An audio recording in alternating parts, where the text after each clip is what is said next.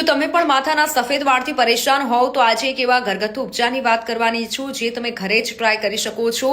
સફેદ વાળ જતા રહેશે અને વાળ લાંબા અને કાળા થશે. જી હા, નમસ્કાર, ઝી મીડિયા સાથે હું છું મિત્તલ ખાણિયા. તમારા હેલ્થની જવાબદારી મારી છે, એટલે દરેક એવા ટોપિક ઉપર વાત કરીશું જે ઘરગથ્થુ ઉપચાર હોય અને સાથે તમને ઉપયોગી પણ રહે. આયુર્વેદિક ડોક્ટરનું કહેવું છે સફેદ વાળ માટે બેસ્ટ ઉપાય છે ડુંગળીનો રસ. જી હા, તમારે ડુંગળીનો રસ લગાવવાનો છે, મસાજ સ્કેલ્પમાં કરવાનું છે. લગભગ 30 મિનિટ સુધી આ મસાજ તમારે કરવાનું છે. 1 મહિના સુધી તમારે આ ટ્રાય કરવાનું છે. બીજો ઉપાય છે આમળાનો રસ અને ત્રીજો જે ઉપાય છે તે છે અરેઠા.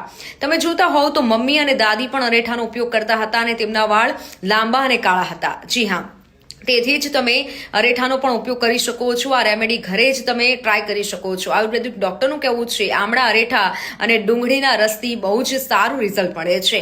તો આ વિડીયોને તમામ મિત્રો સાથે શેર કરજો, ખાસ કરી એવા મિત્રો સાથે કે જે સફેદ વાળથી પરેશાન છે.